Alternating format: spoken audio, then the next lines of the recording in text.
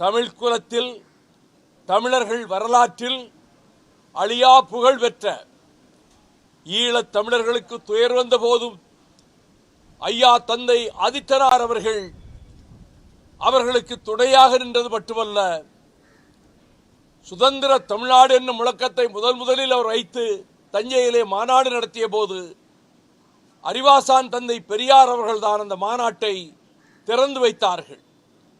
ஆக வழி வழி காயாமொழியிலே அலைகடல் திருச்சி அலைவாய்க்கு பக்கத்திலே திருச்செந்தூருக்கு பக்கத்திலே காயாமொழியிலே பிறந்து இன்று புவனம் முழுவதும் தமிழர்கள் மத்தியிலே செல்வாக்கோடு திகழ்கிற ஐயா ஆதித்தனார் அவர்களினுடைய குடும்பத்தின் புகழை மென்மேலும் உயர்த்திய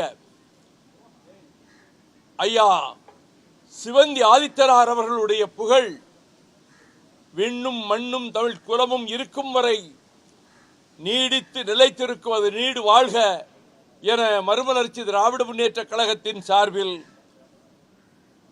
என்னுடைய நெஞ்சார்ந்த வாழ்த்துக்களை ஐயாவினுடைய புகழுக்கு பெருமை சேர்க்கின்ற வகையிலே தெரிவித்து அமைகிறேன். வணக்கம்.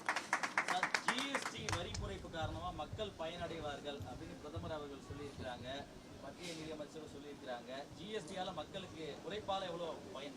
அது பயன் கிடைக்கவில்லை என்பதை புள்ளி விவரங்களோடு தமிழக முதலமைச்சரும் தமிழக அரசு அமைச்சர்களும் விவரங்களை நேற்றே தெரிவித்திருக்கிறார்கள்.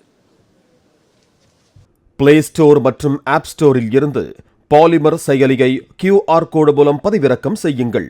செய்திகளை உடனுக்குடன் பெறுங்கள்.